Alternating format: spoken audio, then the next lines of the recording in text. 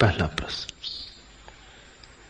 गीता में कृष्ण का जोर समर्पण, भक्ति, श्रद्धा पर है, लेकिन आज की विश्व स्थिति में लोग बुद्धि केंद्रित और संकल्प केंद्रित हैं।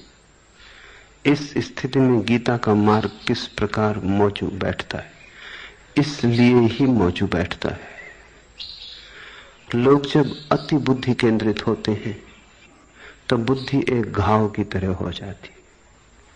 बुद्धि का उपयोग तो उचित है, लेकिन बुद्धि के द्वारा संचालित होना उचित नहीं। बुद्धि उपकरण रहे, उपयोगी है। बुद्धि मालिक बन जाए, घातक है। क्योंकि युग बुद्धि केंद्रित है, बुद्धि एक घाव बन गई है।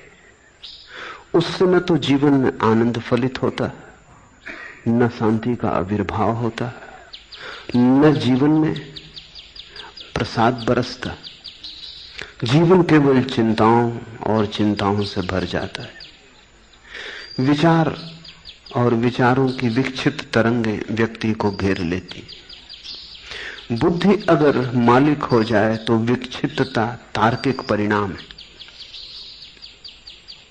बुद्धि अगर सेवक हो तो अनूठी है। उसके ही सहारे तो सत्य की खोज होती। फर्क यही ध्यान रखना कि बुद्धि तुम्हारी मालिक न हो।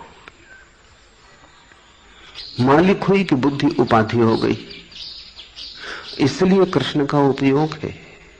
उनकी समर्पण की दृष्टि औषधि बन सकती है। एक तरफ ढल गया है जगत बुद्धि की तरफ। अगर थोड़ा भक्ति, थोड़ी श्रद्धा का संगीत भी पैदा हो तो बुद्धि से जो असंतुलन पैदा हुआ है वो संतुलित हो जाए।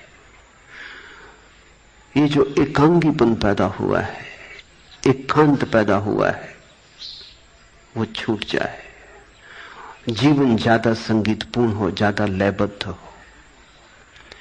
हृदय और बुद्धि अगर दोनों तालमेल से चलने लगे तो तुम परमात्मा तक पहुंच जाओगे।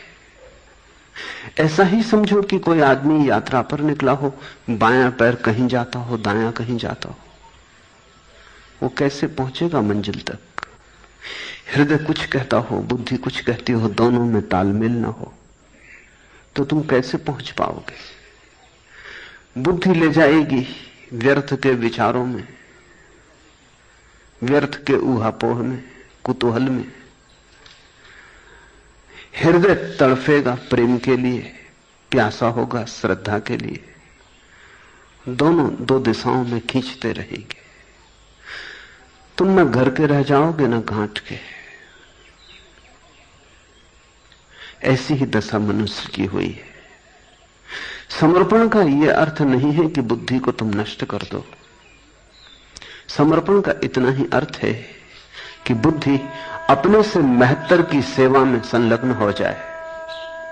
अभी श्रेष्ठ को अश्रेष्ठ चला रहा है, यही तुम्हारी पीड़ा है।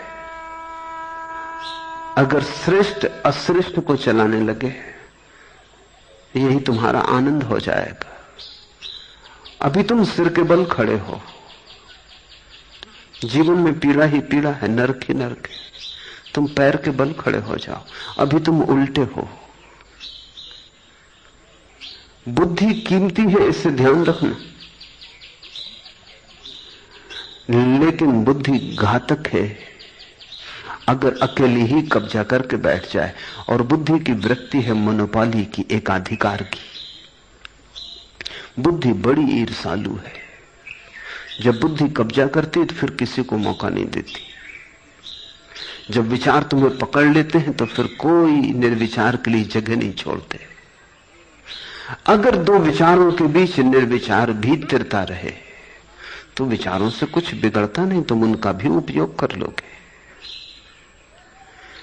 जो होशियार हैं, जो कुशल हैं, वो जीवन में किसी चीज का इंकार नहीं करते।